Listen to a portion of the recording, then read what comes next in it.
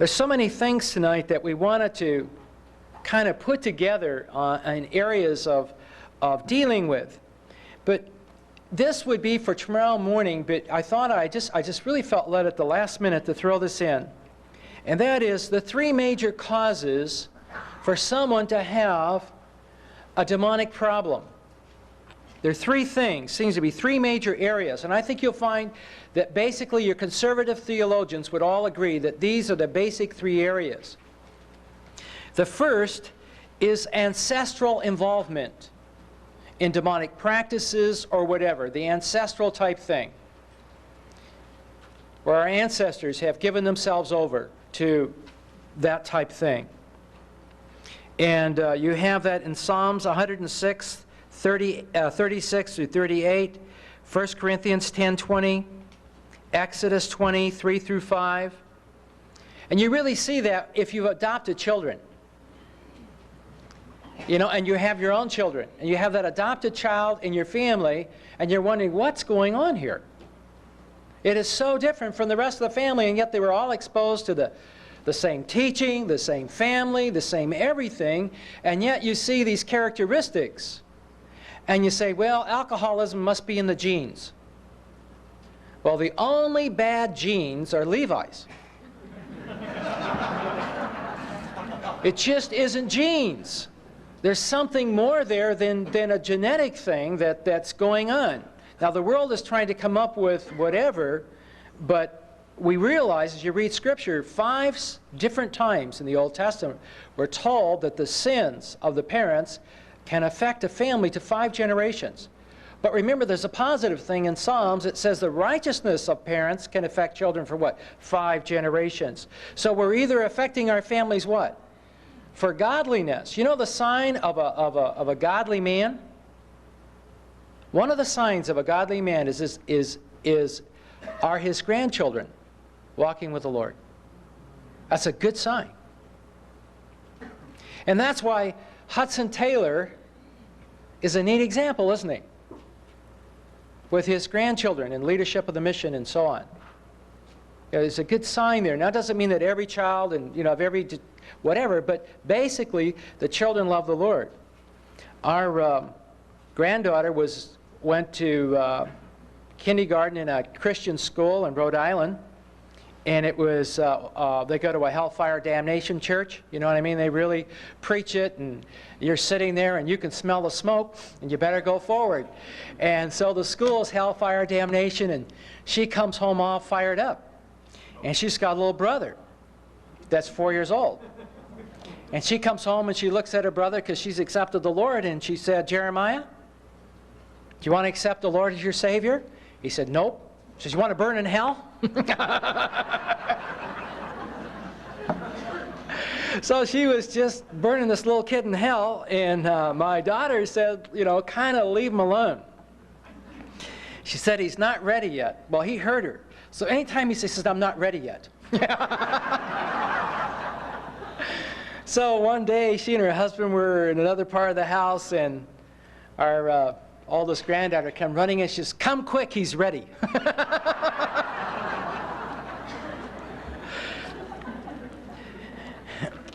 And he's real shy, and he called us on the phone and told us, and he got up in his church and told people, so we knew that it had to be a genuine thing for him, because he's not the kind to get up in front of people to say anything. And he wanted to do that, to let people know that he was now trusting the Lord. So we have the ancestral thing. The other thing is personal involvement. And we'll go over this tomorrow, but I think it's important. We see this tonight as we go into the materials we're going into. Personal involvement, dabbling in the occult, and I can't tell you how much dabbling in the occult is going on. I mean, you think of, I don't want to be offensive, but I want to tell you, Waxhaw is nowhere, isn't it? I mean, is this really somewhere? I mean, sure it's somewhere, but it's really somewhere nowhere. It's somewhere that's nowhere. And you have people digging up graves. You have animals found with blood drained out of them. And you find Satanistic altars out here. And this is nowhere. What's it like somewhere? And it's no wonder these kids dabble in this, and then all of a sudden they find themselves struggling with powers they don't know what to deal with. And these kids are coming unglued. And it's just literally epidemic. It's unbelievable. Warrenton, Missouri, where CF headquarters is another somewhere that's nowhere. And the kids came home and they learned Bloody Mary. Now, if we have young kids here, many of them know Bloody Mary.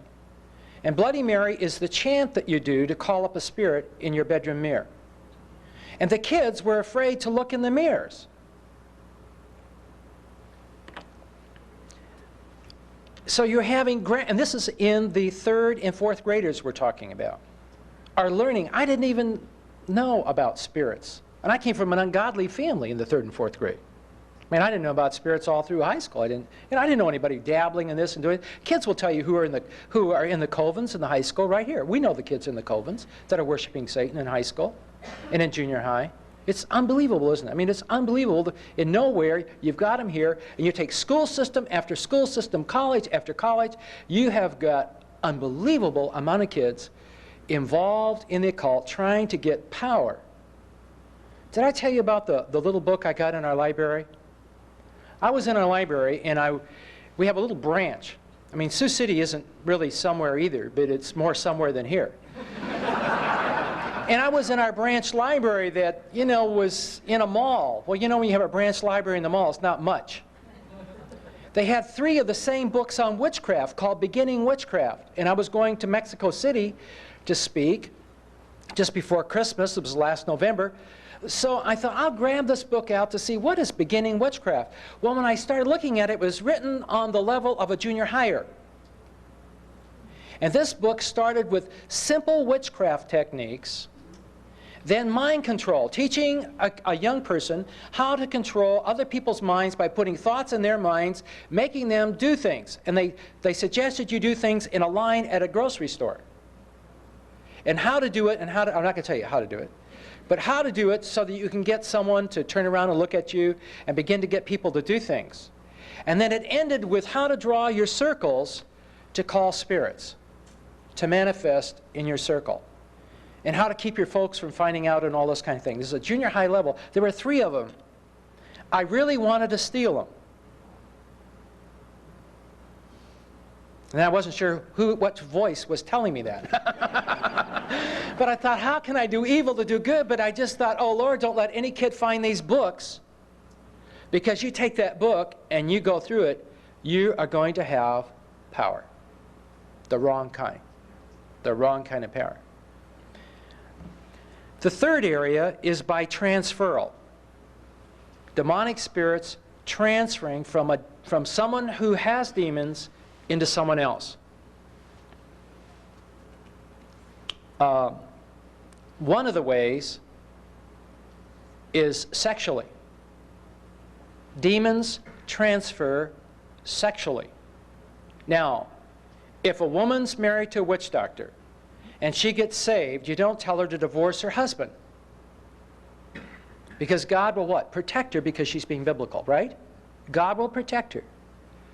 But isn't it interesting that Proverbs says, if a man visits a prostitute, when he leaves her house, he will never be the same, and his feet have just gone on to the paths of hell.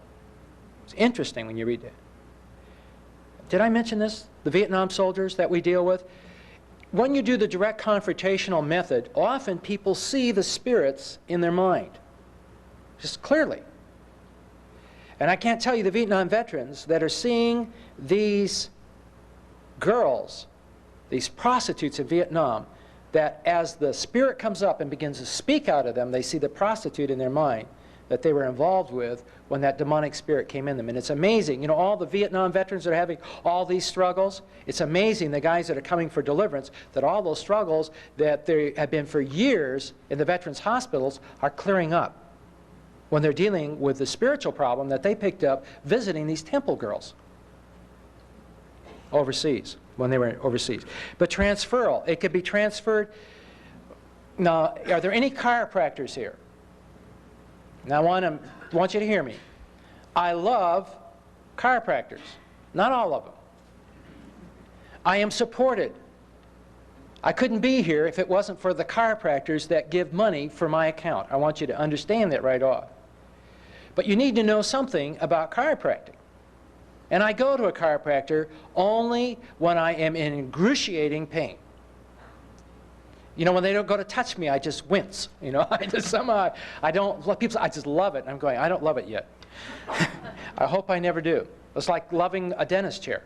You know, how can you love that? I hate it. Just the sound of it just gets to me. But the father of chiropractic, and I can't think of the man's name right now, was a best friend of Mesmer, who we get mesmerizing. Both these men were in the occult. And the purpose of chiropractic, if you go back and study the history of it, was to line your body up with the chi, which are the forces. So when you go to a chiropractor, you don't want to give yourself over to this fellow to do things to you if you don't know his worldview. I don't want a man lining me up with the spirit world. Do you? No. And there's all kinds of strange things people are doing today in medicine that is strictly, periodly demonic. You ought to talk to the medical doctors. We had 280 just a week ago, just before I came here. And these guys know guys that are doing strange stuff in diagnosis. One is to take a pen, hang it on a string, hold it over the patient, and the pen will point to what's wrong with the patient. And then they take out the gallbladder because that's where it pointed. And people saying, oh, isn't it marvelous? It isn't marvelous. Or a man looks in your eyes and is going to do surgery because of what he sees in your eyes. And people are going and swearing by these people. The homeopathic thing, and I'm not saying all homeopathic medicines, but much of what's going on in the hill country all around here is strange. One thing that they do in Indiana, in the same groups of, you know, the folk medicine, they take an egg, a raw egg. A baby's sick. They take string, and I think it's 7 times the foot of the baby. It's not string, it's yarn. They take 7, they cut it off. They take a raw egg. They put the yarn around the egg. They put the egg in the fire. And the size and the sound of the popping of that egg tells you what's wrong with the child. You reach in the hot coals and you pull out the string and it's not burned, the yarn. It's not fireproof yarn. Nothing, not even singed. And they bury it. And you know that that group of people have the highest suicide rate of teenagers in America. People put a washcloth on a child's head and take it out and bury it in a certain corner. And all of this kind of thing is going on and the child gets better. Well, let me give you a story. I wasn't going to give you this one, it just popped in my head so you can have it. When I was in Africa and did I tell you about the guy in his wedding night and the wife and all that? Okay, I just told this to the doctors, so I don't want to tell you the same story twice. But this, remember the gal I told you that some of you know, Rebecca DuBarry, that was translating this African pastor came, who had known his bride-to-be for 4 years. I didn't tell you this. Okay, he'd known her for 4 years. In Africa, they don't date like we date, but he knew who she was and realized that she'd make a good helpmate. She was a born-again believer. It'd be a tremendous wife for him. The people in the church thought it was good. His parents thought it were good.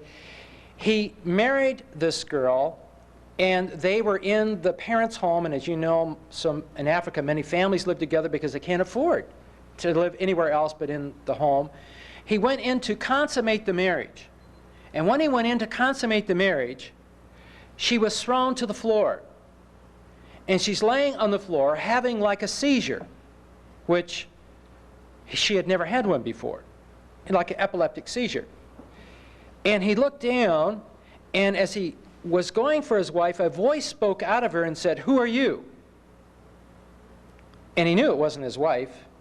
And he said, "I'm her husband." The voice said, "No, you're not. I'm her husband." And he said, "Well, when did you become her husband?" Said, "When she was 3. He knew what he was dealing with. He couldn't figure out what happened. He called his friends in, and they tried to hold her down and finally got her back on the bed and all this. It was terrible. He says, "My wife is having seizures in church services."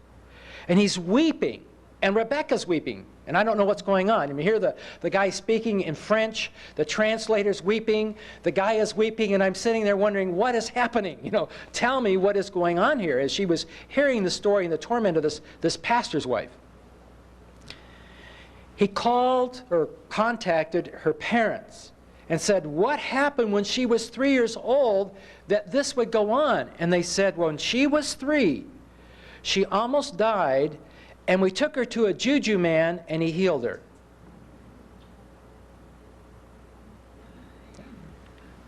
A transference. For healing, for her healing, she got a spirit. And up to that point had not left her. The pastor did not know what to do. And we shared with him some things to do. I have never been kissed by an African male as much as I was kissed by that pastor. I gave him hope.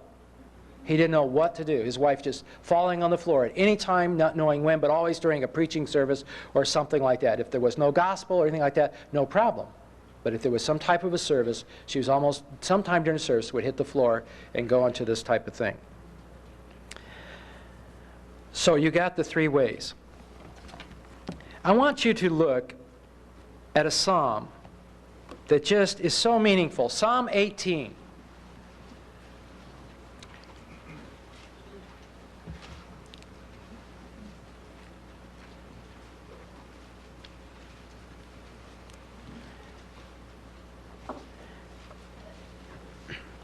And we'll just kind of pick out some verses here, but it's a promise. Remember, we were sharing promises with you, and I want to share this promise, but if you will read the Psalms on the basis of warfare, you'll be amazed at what's in there. You'll be amazed as you relate to what David was claiming and hanging on to, and to the Lord, what he said. And Psalm 18 is one of those awesome psalms.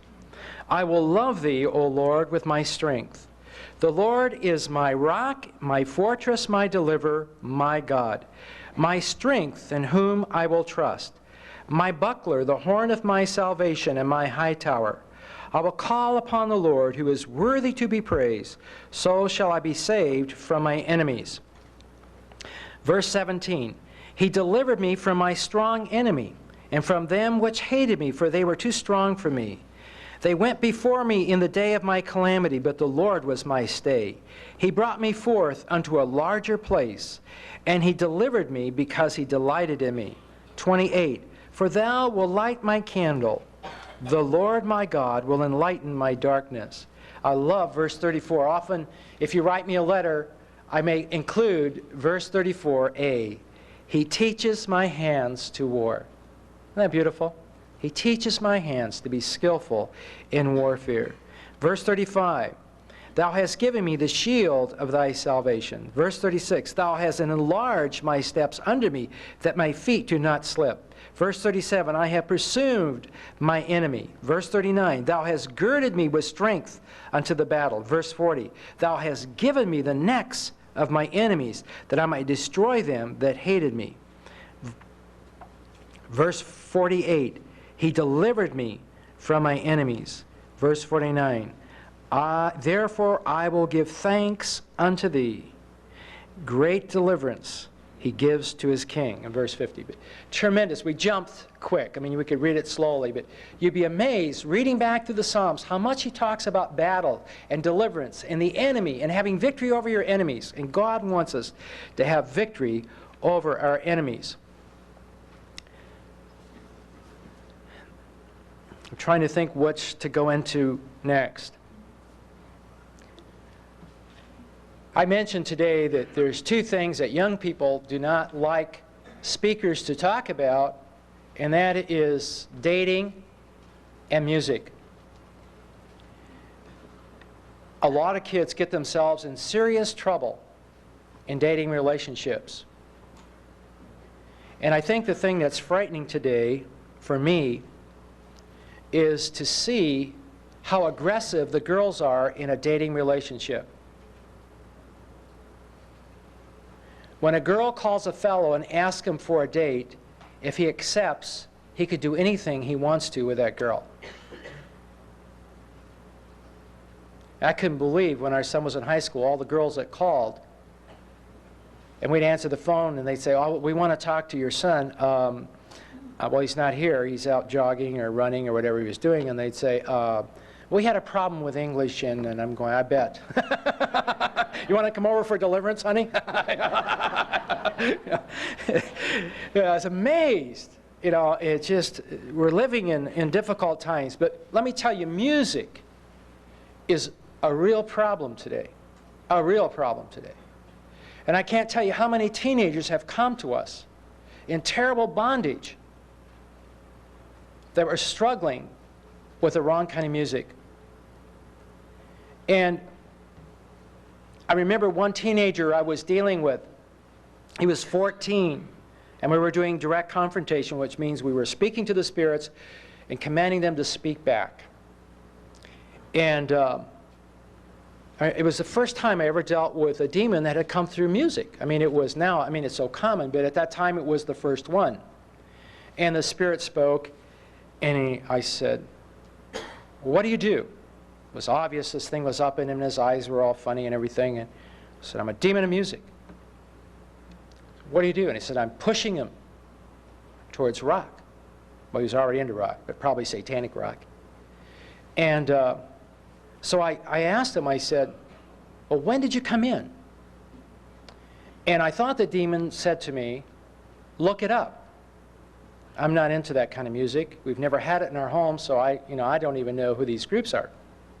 I know a little more now, but I don't want to know, and I don't want to know the songs. And and this young man, it's amazing, but as that demon was speaking, he saw himself a few years before. He was 15 maybe, and he saw himself as 12 in the back seat of a car with his brother and another fellow driving. It was just like that, flashed in his mind. And I asked him if he was willing to bring his music under the control of the Spirit of God. The young man said yes. And on that basis, we commanded that spirit to leave.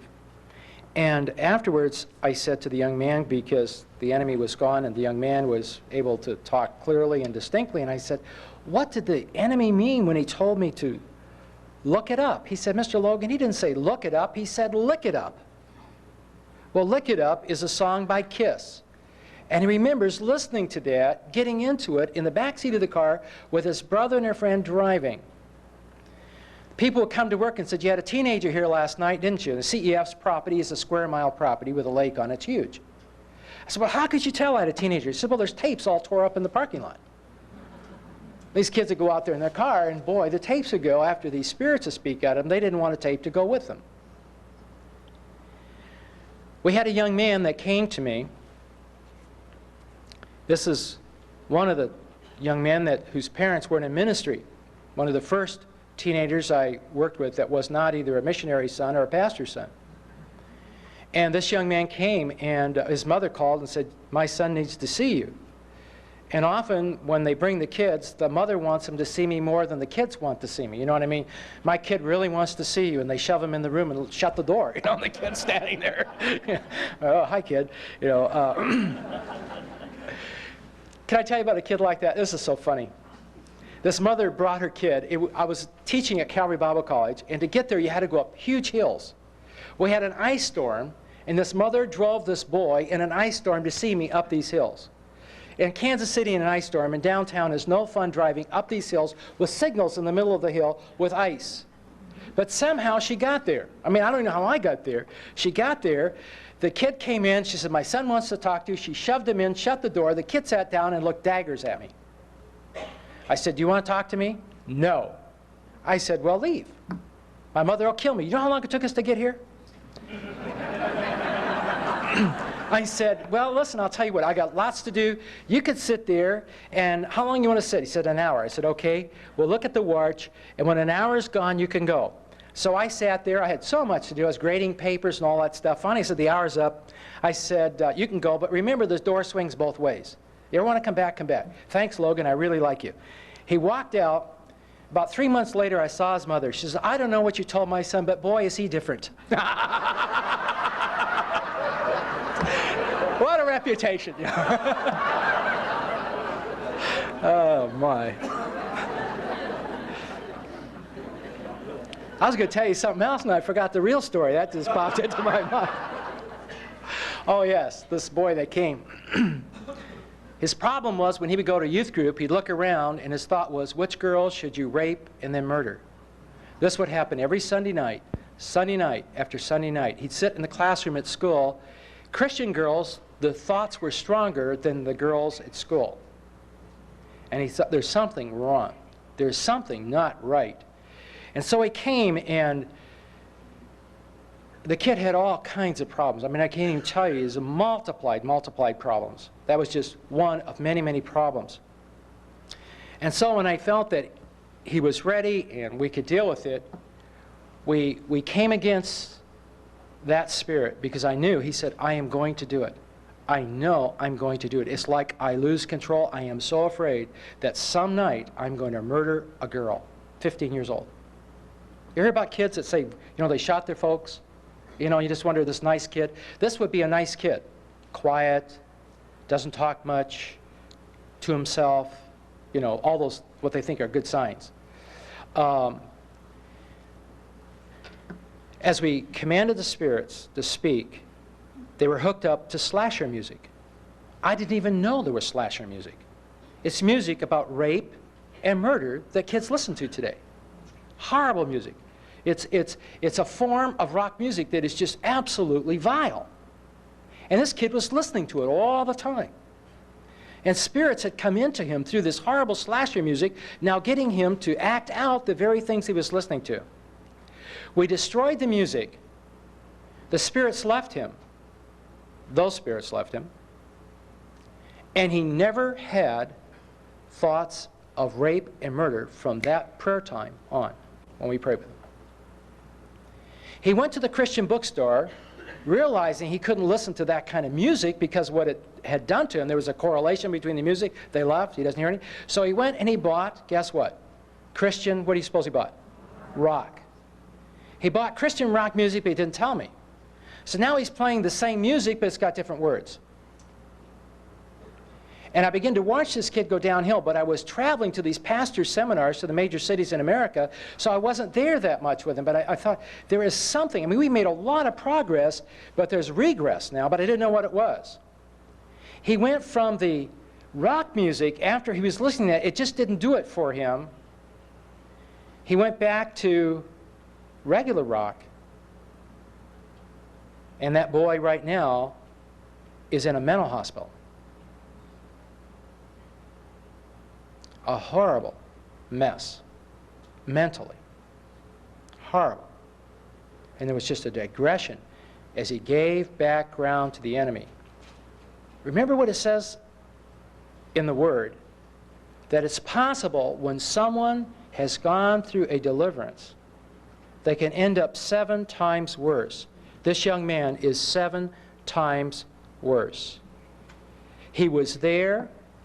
He told me he was there for 2 weeks. He's embraced New Age teaching.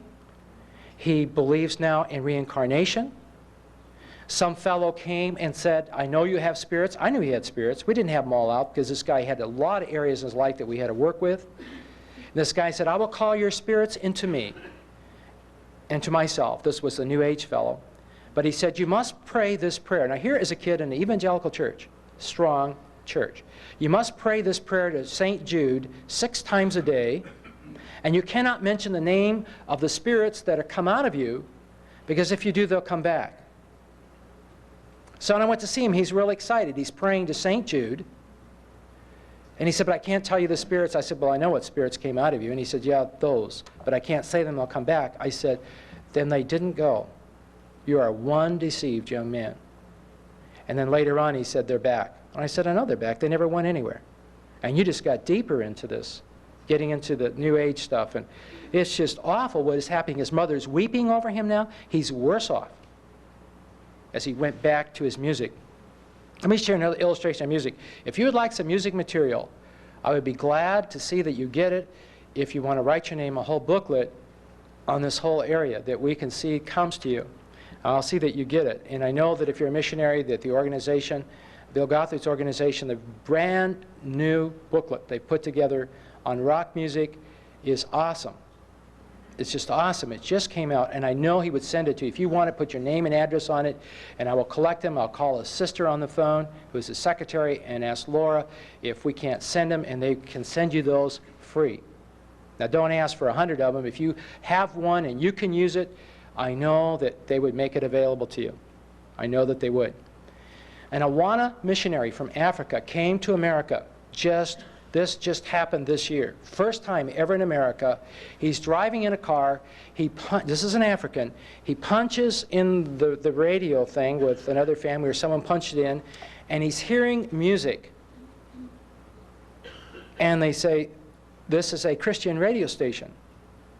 And he's listening. This man was a drummer. He drummed up spirits into people in his tribe. And as he was listening to this Christian radio station, he asked, why are they drumming up spirits in the background?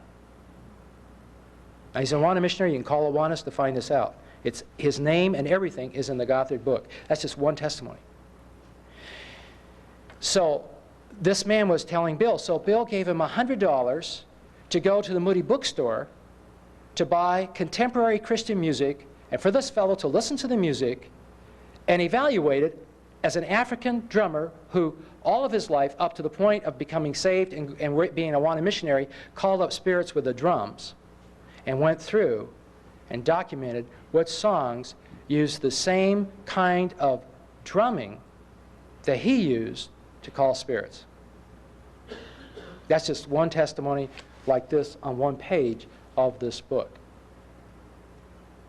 And we have found that we cannot bring a young person to freedom unless they're willing to turn their music over to the Lord Jesus Christ, if they're having demonic problems. Now, I didn't say that if your son listened to this, that obviously we need to bring him here, we'll all hold him down and get him straightened out here on the floor. Did you hear me? See, don't take what I didn't say, take what I did say.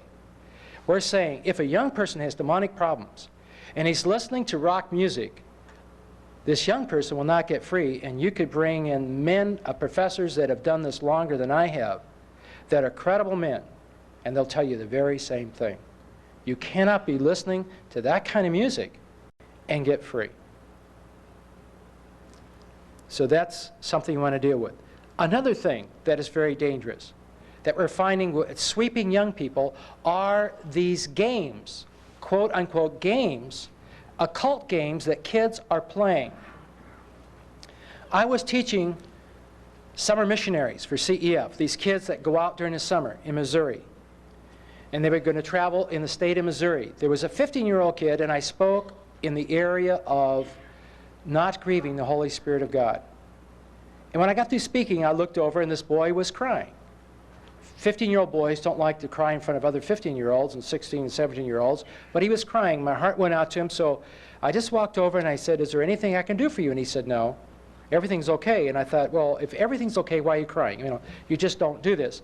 So I sat down kind of on the edge of the platform, and they were giving all kinds of announcements. I walked over to him and I said, and this was nothing about warfare. I mean, nothing. It was just about the Spirit of God and getting their life right so that God could use them and they would be Spirit-filled messengers of the gospel throughout the whole state, winning children to Christ. This kid said, just out of the blue, he said, Mr. Logan, I've been in Dungeons and Dragons. And I said, oh. I said, could we, he said, but I burnt it. And I said, good. I said, you know, it's amazing. Someone saw 60 minutes or 30 minutes or whatever those programs are, 20 minutes, whatever they are on the radio, TV, and they had they'd taken off the television that expose that CBS did on Dungeons and Dragons. And I had it in my office. It's about 20 minutes. It was a half-hour segment, but 20 minutes with just, so would you want to come in and watch it? And it showed all the kids that committed suicide that year or murdered somebody that played Dungeons and Dragons, that were dungeon masters and really into Dungeons and Dragons. So this was a TV special. So we sat in our office. I had a monitor. We played it. We got all through, and he said, I didn't tell you the whole truth. And I said, and I didn't know this kid. And I said, really? He said, yeah, I didn't. He said, I was a dungeon master. Now, a dungeon master is one who has to know all the curses, has to know many quotes from the Satanic Bible, so that they play by the rules. It's a very unusual game. They use unusual dice. And the dungeon master says what they can and cannot do, what their characters can do and cannot do, and who can kill what and all this kind of thing. And so I had just heard that dungeon masters usually become demonized in the process of becoming a dungeon master by memorizing all these curses that you put on people and so on. So I didn't know. The first Dungeons and Dragons person, I've had lots of them since then, but this is my first one. So I asked this kid, I said, would you let me pray for you? He said, sure. So we have chairs that are wooden, a wooden back, wooden arms, not real fancy chairs, but wooden chairs you can put your arms on. The kid was sitting in one of those. I said, can I just pray for you and just say, Lord, if there's anything here, let's tell it to leave, since you've already burnt it up. But if the enemy took an advantage of that and took ground in your life, we'll just take back, you burnt it, we'll take back the ground and pray against, oh, that'd be super, Mr. Logan. He put his head between his knees. You know how kids pray? He just flopped over, had his head between his knees, his arms on the floor, and I always pray watching. I never pray not watching. I mean, I pray not watching in a regular prayer meeting, but this kind of things I always watch to see what's going on here so I can stop and deal with something if I need to. And I just started praying to the Lord, and I said, Lord, if there's anything here in his life that came into him through Dungeons and Dragons, and he screamed, he went backwards, was thrown back, it's like I slugged him. He was thrown backwards in the chair rocked back, thought it was going on the floor, came down, his head went up, his eyes rolled in his head, and he gurgled. And I just said, in the name and authority of Christ, you leave him and you go where Jesus Christ sends you. And he said, did you see that? I said, yeah, I was sitting right across from you. He said, that was powerful. I'm going to tell all the kids at church. I said, I don't think I would. Because your church can't handle it. There's a Baptist church where the pastor was in a meeting I was at. There was 1,000 pastors there, and the pastor was there. And I shared it. He didn't know, at that time, I knew who he was and knew what he was doing. But one of them in the church says, our head deacon is getting people in the church to play Dungeons and Dragons at his house on Friday nights. I don't think that that's a proper thing for a deacon to do. And they told this man that he was critical and probably should leave the church. Not the dungeon master, who was a deacon, but the man in the church who wondered if this is something that the deacon should be having people over his house for every Friday night. And the pastor stood with the dungeon master. And the pastor was in there. And when I shared this, I was so glad. The pastors were a little more groany than you were. They were going, oh. I thought, good, did you hear it? Wake up, guy. This is not a game. This is introduction into the occult. And we could go on with games. What kind of games do your kids play? Are they playing occult-type games? Should missionaries' kids be involved in occult games, even if they're fun? What kind of Nintendo games do you have? Occult type? You can get Dungeons and Dragons in Nintendo. Are your kids dabbling in darkness? Because they may get more than what they bargained for in the dabbling and start having serious trouble. And you need to watch. A father should watch over his home. He is the protector, to be sure that the kids are protected from that kind of thing. There's a lot of games out there. They don't need to be doing occult games. And Ouija boards, we could go on and on and on and these kinds of things. One of our CEF missionaries, tremendous fellow, went to, some of you may know, he went to Indonesia, was a Satanist, more of a self-styled Satanist before he became a Christian. He had all kinds of tools. He would call demons up in full-length mirrors. He had a full-length mirror, the kind you could turn, and he would call them up, and the demons would speak to the people that would gather. He had all kinds of things that he used in making money. That's how he made his living. He made his living by doing this type of thing, channeling spirits and all this kind of stuff. This guy still has strange eyes. Now, he's free, but he has been so in the occult that when you look at his eyes, there's something not good about him. But Larry is doing super. I mean, he's fine. I've talked to Larry. I said, Larry, are you sure you're good? You got spooky eyes. And he said, Logan, I'm clean. It's just so long that he allowed spirits to speak out of him and channel spirits to people and all this, that there's still something about his eyes. He took all of his stuff when he got saved, and he burned it and broke it. And then he went and he got one of the things that he used a lot, which is a pendulum, which is a crystal on a chain that he would hang, and this crystal would spell out messages with no one touching it. It would move like the pencil, but this was a crystal on a chain. He decided he needed to destroy it. I just want you to see the occult significance to this stuff. He took it, and he took it in his garage, and he took he had a mallet, I mean, what do you call it, 2-pound hammer or something like that, and was beating this thing. It couldn't even chip it, and it's only glass. He put it in his vise, and he viced it down and put a cheater and bent the vise, but nothing happened to the crystal. So he took it out of the vise, and he said, let's go, I'm going to throw it out at the city dump. So they went out, and he threw it as far as he could into the city dump. They lived outside of Seattle in a smaller area. And when they got back home, he went into the bedroom, and there in the box was the crystal. It beat him home. And he's a brand new Christian. He said, Lord, if you don't make this stay in the dump, I don't know what to do with it. I can't destroy it. It won't burn. I can't break it. You've got to make it stay in the dump. So they put it back in, and he and his wife, the kids, got back in the car, and they drove to the dump, and they threw it as far as they could in the dump. And when he said, Lord, you keep it here, it stayed in the dump outside of Seattle. I got to watch my time. I was going to read you this letter, but I can't. It was in my prayer letter. If you'd like to get my prayer letter, you may find it very helpful.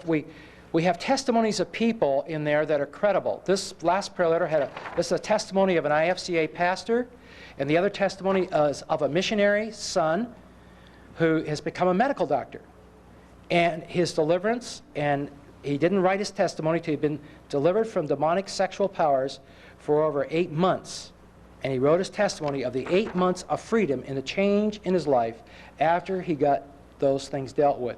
And so and the next one has the testimony of the boy who was 14 years old, whose father was the head of all the outreach for the Iron Curtain countries, had to come home because his son got full of demons through listening to rock music in Vienna, Austria. Tremendous testimony of that boy, and then a testimony of a pastor in his struggles.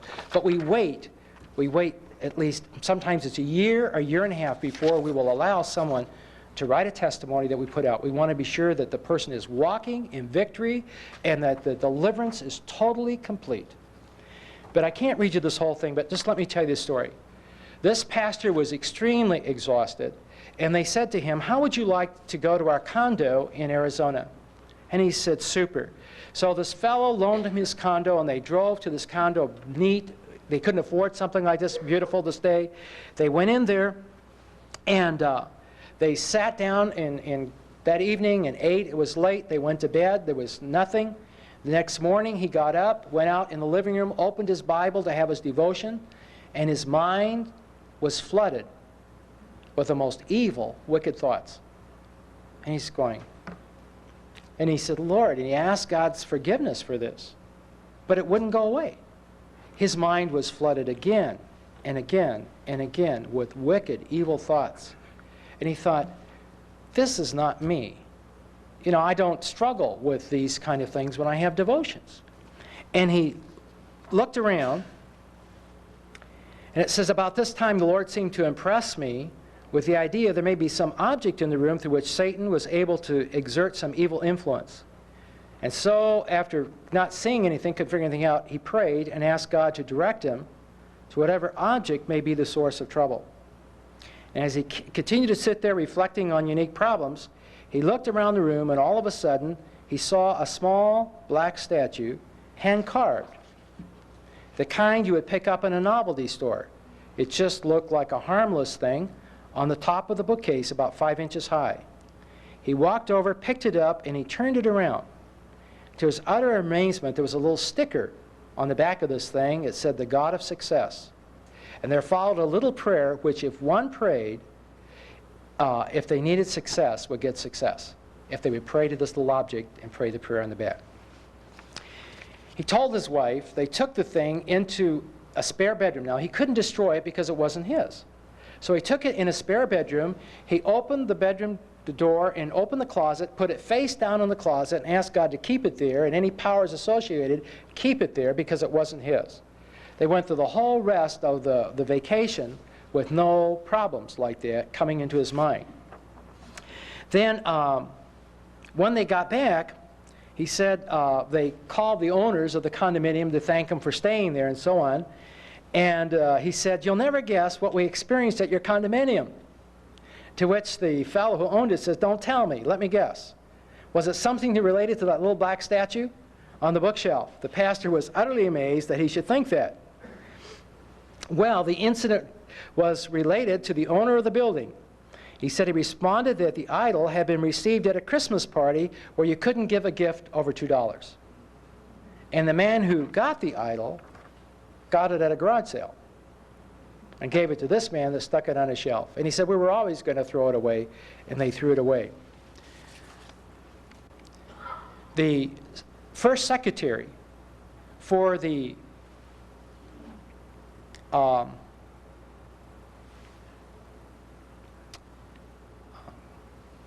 Togo embassy asked if I would come and pray over their children.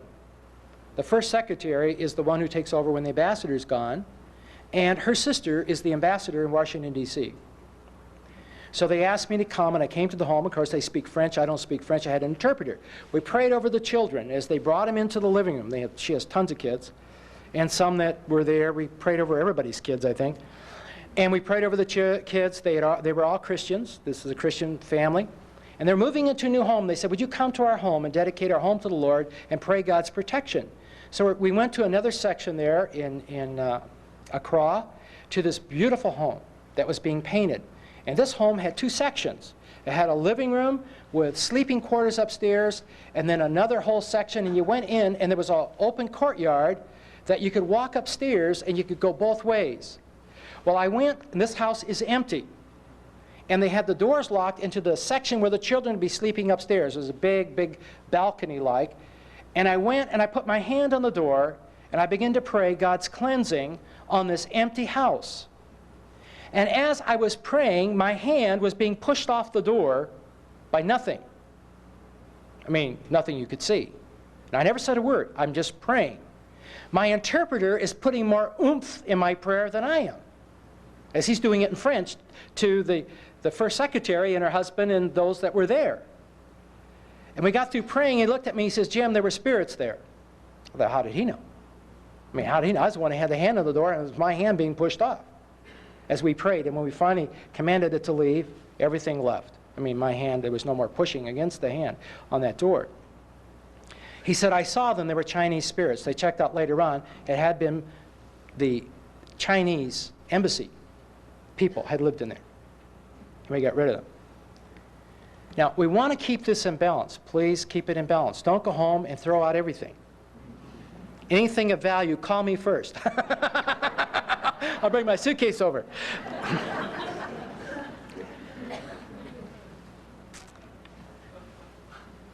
When I was speaking in Oklahoma last year, my wife got a telephone call at 2 o'clock in the morning from one of the, in fact, it was the father of the 14-year-old boy. Remember the 14-year-old boy I mentioned that they had to leave? His father was a deacon in a church, and he called, and the other deacon happens to be one of the vice presidents of child evangelism. They called my wife at 2 o'clock in the morning, and he said, "Can we come over? It's about Jim." Or she thought it was about Jim, and she thought it was me, and something had happened to me, and that's why they called her 2 in the morning, and she got so nervous. She didn't hear what they said. She thought maybe I was dead, or who knows what. Why would someone call 2 o'clock in the morning? Well, these two deacons came over, and they said there's demonic involvement in one of the families of the church there. It's an IFCA Bible church that we were going to, and they said there's a family there that there's a demonic problem in that house, and they don't know what to do, and the whole family is terrorized. Tell us what to do. We don't know what to do. So my wife told them what to do, and they went over to the house, and they dealt with it. And let me share this house, because they kind of put it under wraps, and I went over. One night, the 22-year-old boy, who was down in the basement of the house, he had one door that went out. There was a noise. He was in his bed. He was not asleep. And at the bottom of his bed, up stood this black creature that had on his football jacket and a chain around his neck with an upside-down triangle. No face, just a black glob standing there. It just frightened him to death. But he wasn't going to stay in the room with it, so he went down to the end of the bed and was going to slug his way out.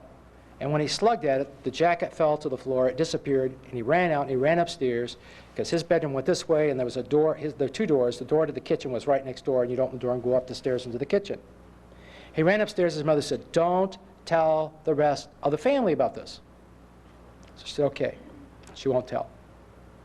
So the next day, or a few days later, the 7-year-old boy is playing Nerf basketball. The only door in the house that squeaks is, guess which door? This basement door. And he heard the door squeaking open, the 7-year-old. Knew nothing about anything. And around the corner, this is in the daytime, around the corner comes this black thing with a triangle upside down. Well, over the period of a year, every single child has seen this thing except one, and the mother keeps saying, "Don't say anything about it." This particular night, they were all in bed, the door opened downstairs, the kitchen door opened and closed, and they heard a girl, one of the girls in the family, she's now at Bob Jones, heard walking up the stairway, walking down the hall. It opened the door. The girls sleep on trundle beds, so one's high, one's low, and the girl on the lower bed was awake. The girl on the other bed was sound asleep, and there was a dresser. They had those little things that you lift up and open a dresser with. She felt this thing come behind the bed. She didn't want to look at it. It came over and it flipped those things on the dresser. And then she heard it walk behind. These rooms are real small. It was a house, and it walked over, and she knew it was over her sister. Somehow she knew, and she looked. She thought, maybe if I look at it, it'll go away. And it went down to the edge of the bed. Then it came over this girl, and it started entering her leg. And as I'm just telling you the story, this teenager told us, and these fellows from CEF. And as the spirit came into her leg, slowly, her body was going numb, and the pieces of her body were being put together in front of her, so that everything up in the air there was everything but her head. Somehow, I mean, this is what the girl told me. She said, "Mr. Logan, I thought, well, when my head gets up there, maybe I'll be dead. I've got to do something." So it took all her might to sit up in the bed, and she thought, what will I say to my sister? And she said, "Oh, no, I'll tell her I'm sick, because she doesn't want to clean up the mess, and so she'll get Mom." So she said, I won't say the girl's name, she said to the girl woke up, she said, "What's wrong?" She said, "I'm sick, get Mom." She says, "I don't know where Mom is," and lay back down, went to sleep. Which the girl later on could hardly realize it happened. It took her a couple days to remember that even took place. The girl forced herself out of bed, got her mother up, and was just having a terrible time. When they would read verses about the blood of the Lamb, she could begin to talk and tell what happened. Fire was going through her body. She told her mother not to touch her. She said, "Put your hand close to me, mother. You could feel the fire that's burning in my body," and so on. Well, then they called these men. They came to the house. My wife said, "Well, this is, I think, what Jim would do." So they went over there scared to death, not knowing what to do. And everyone saw this black thing with the upside-down triangle. They went in. They prayed God's protection. They commanded this thing to leave and go. Well, the only one saw it go was the girl, and she saw it come out of her leg and go back downstairs. Well, we came to go through the house and to cleanse the house. Because for some reason, and I could tell you story after story after story about houses. We get these calls every day about houses, experiences, things like that going on in a home, frightening everybody to death. And we went through that house, room by room by room. I kept looking, is there anything here? Prayed through the house. We cleansed the house, dedicated it to the Lord. We also cleansed the ground. Many people miss the ground. Taiwan, the seminary over there, the students were having horrible problems, and they kept praying through the seminary, but all of a sudden they looked and realized that the seminary was on a Buddhist cemetery. And as soon as they dedicated their ground to the Lord, guess what happened? All the nightmares, all these strange things stopped when they gave the ground to the Lord. So we gave the ground around the house, we gave everything to the Lord, and commanded the spirits never to come back, and they never have. But this is amazing. When I was in Africa, we went up to this, I won't go into that because our time is going, a real wicked place. It was the most evil part of the city I've ever been in. We went to see the dye pits, where these pits were 500, 600 years old, where they dye cloth. We went down little teeny alleys. This guy's going to sell us stuff out of his house. And we went into the house. I was with the president of CEF. I was with this was in April, the guy who's over all the missions for Child Evangelism Fellowship, and their wives, myself, the African vice president of a bank in Africa. There's a whole bunch of us there. We went into this little teeny courtyard, and this guy had cloth for sale. And on the wall, he had necklaces hanging, and guess what was hanging on that wall in that Africa hut? A necklace with an upside-down triangle hanging, and I almost bought it, but I didn't think I should. But I thought, you know, just because it was exactly as these kids described, they saw on this thing. I want to go on because there's some things that are really significant, and we always think it's always associated, you know, well, I brought this thing back from Papua New Guinea. I better burn it. Why? Why are you going to burn it? Why are you going to get rid of it? You know, is everything that a national makes demonic? No. Do I hear you? No. People have thrown away and gotten rid of things they should have never thrown away and gotten rid of. First of all, if there's nothing happening in your house, why bother to throw stuff out? If nothing's going on, the kids aren't having nightmares, if nothing's going on there and there's nothing strange, why do you want to throw stuff out? But if something is going on, you need to say, why is something going on, right? I mean, it's only smart. Something is happening in this house. Why is it happening? Is there something? A lady, her children started having nightmares. Wake up screaming night after night. She left her husband. She moved to a small apartment. She thought it must be the traumatic experience of my husband running off.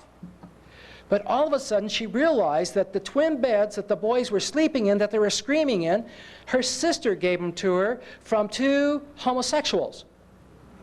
And here all the evil committed in that bed, and she couldn't afford to throw the beds out. So she dedicated the beds to Christ and commanded anything associated with the bed that was tormenting those kids to leave, and guess what happened? Nothing happened after that. The kids were able to sleep in the beds with no problem.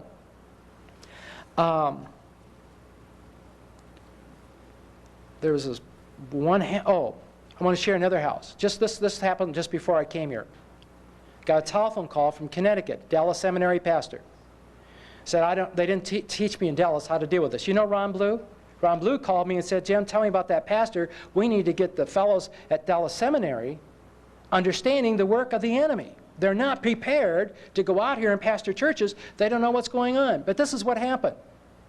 Here is a family, and when they're in bed, the beds go up and down. Trunks are pulled across the attic, but there's no trunks up there. Cupboards will open and dishes will fly out of the cupboards. The only thing they knew that good Bible people don't know what to do about this, so they called a Catholic exorcist to come in. So they got this Catholic exorcist to come to the house, and he came to the house, and he was upstairs, and he said, all right, I think we ought to pray. When he said that, he was picked up, thrown against the wall, and slid down the wall, got up, and walked out of the house. So they went to the pastor, and they said, what do we do? Well, there was a missionary there from Africa who's going to come and do some internship with me that knows that demons are real, but he doesn't know what to do. And he said, I was in Africa, I couldn't help the people. But he said, Jim, I saw it, and I'm going, he says, Pastor, it's got to be real. I mean, you got a whole family talking about strange things going on in this brand new home. And so when they said they're going to call the deacons over there, the deacons' wives told their husbands, you don't dare go over, you'll bring something home. I mean, can't you see where our mentality is? Where's our protection? Didn't we learn about that today? I mean, if God hasn't got any protection, then let's throw in the towel. Well, they went to the home, and it was amazing. The family all stood outside, and they don't have to do this. When they went to the home, because I called and asked what happened. When they went through the home, the spirits rushed out the front door. Do they have to go out the front door? No, but they did, and they bumped the family standing on the sidewalk as they were leaving the property. All of them were bumped. And they said, did you feel that? Yeah. What happened to you? I got bumped. In fact, I was punched. One girl said, I think it pinched me. You know, out they went. But you know what we miss often is we miss the dirt. You know this family that lived in a new home that this black thing was coming in? You know what we think? You know, we kept thinking, why? Brand new home. Why? There wasn't statues from anywhere. The only family that lived in there, a very conservative Christian family. Why? The ground probably was Indian burial ground, because we know there was a lot of Indian activity there, and that ground may have been set aside to the spirits. And when you build a house on it, they used it to attack this family. I don't understand. I know they're not under attack anymore. And 2 years, this family was tormented by this thing walking around, frightening them to death, and they didn't have to go through that torment at all. A father called me on the telephone. He said, I'm an executive, Mr. Logan. Can I talk to you? And I said, you're fortunate. I just happen to be between counselees. I've got a moment. He said, let me go in my office. He went in his private office and he started sobbing over the phone. He was from many states away, and this man is sobbing. And I said, sir, what is wrong? He said, my wife today walked in and found our 7-year-old with a butcher knife. She was going to stab the baby. And she said, my 7-year-old all of a sudden has the strangest behavior. We don't know what to do with her. Should we put her in a mental hospital? He said, I don't know what to do. My wife says, I am not going to be responsible. I can't watch that baby every moment. Will she kill that baby when my back is turned? I can't stand that kind of pressure. And they were in a mess. I said, you know, that's just not natural for a Christian family. That's not normal in a Christian family. I said, I believe there's enemy involvement. He said, that's why I called your center. He said, I just believe it has to be something demonic, that our little daughter all of a sudden would start having this strange behavior. And I said, you know, I have some material that we send out to parents to pray over their children while they're asleep. We had some missionaries come. Both the father and mother missionary had tremendous demonic problems. They were gloriously set free. They said, our problems were so bad, we're sure that if ancestral demons, if that is really true, our children must have some demonic problems. Mr. Logan, should we deal with our children? And I said, here is some material, read it through, and here is a prayer in there, how you could pray for your children. But they said, we're going to do it now. And I said, no, don't do it now. The Lord will let you know, but do while they're sleeping. Children do not need a traumatic experience. Just read the prayer over them or learn how to pray over the children. Well, that night, a boy got up, walked across the hall. They were at CF headquarters. They walked across the hall. The oldest boy, he was 8 years old, and he was crying. And the dad said, why are you crying? Now, they didn't know anything about the demonic. They didn't know why their mom and dad were there, and they did not know their mom and dad had gone through, both of them, a deliverance and a freedom from the bondage that both of them had had for years. He said, why are you crying? And he said, I dreamed that dream again. He said, well, what dream? He said, I dreamt, I woke up, and everybody was dead. And the dad said, I don't know why I asked this question. I said, did you dream that you killed us? Yes. And he started sobbing and crying. And the dad said, that's it. He said, I command you in the name and the authority of Lord Jesus Christ to get out of my son's life and to go. And the kid stopped crying and he said, they didn't all leave yet, Dad. And he did it again, and the kid went back to bed. They said, this is the night. They went and they prayed over the other boy. He was 5 years old. They said, Mr. Logan, I wish you could have seen it. As they prayed over that boy, this doesn't always happen, that little boy was thrown back and forth as they were praying, sound asleep from one end of the bed to the other, just like this as they were praying over him. The next day, the little boy did not know he was prayed over. The next day, that little boy got up, walked across the hall where his mom and dad was. He says, guess what? They said, what? He said, those voices aren't talking to me anymore. Isn't that beautiful? He didn't even know he was sound asleep. And we say, use the least intrusive method as possible with your children. Well, back to this little baby and the butcher knife. You don't want to go to bed without knowing what happened to that. I don't want you to lay at night trying to figure that one out. I sent him that material. And they waited till she was asleep, and they went in the bedroom, and they agreed. They looked through the home to be sure that everything was right, and they were right with the Lord, and they prayed that prayer.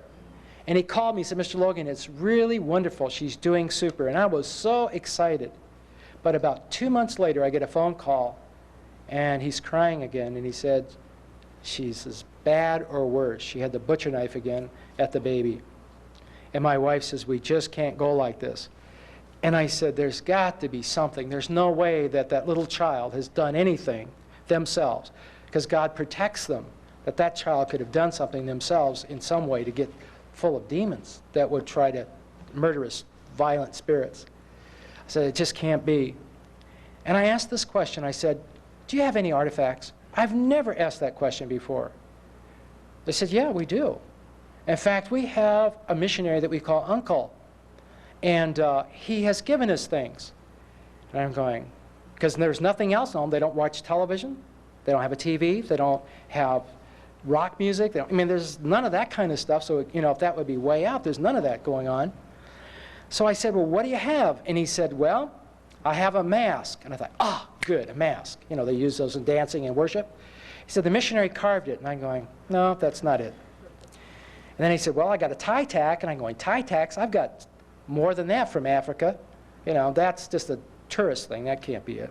He said, I've got a basket, but it's new, and it was woven by Christians. I said, no, that's not it. He said, but we do have one thing. It's an old musical instrument. I said, you know, I wonder if that musical instrument was used in calling spirits. That may be the thing. He said, well, I think I'm going to take all the stuff, put it in a box, and put it in the garage, and tell a missionary to come and get it. So he took all this stuff, he put it in the garage, because he didn't want anything because of the violent behavior of the child. And he prayed, Lord, if there's, I don't want anything in this home, cleanse this home from anything here. They called the missionary. The violent behavior has stopped. It's been 2 years. They called the missionary and said, you know, we didn't want to destroy this stuff because you gave it to us, but we would like you to have it. The missionary came over to get the things, and this is what he said. I want you to know that I'm really hurt. He said, I've been a missionary in Africa for many, many years, and I want you to know one thing. Our people did not worship spirits. They only worshiped idols. What does it say in Corinthians? Paul said, I am not concerned that you worship idols. They cannot hear, they cannot speak, they cannot see.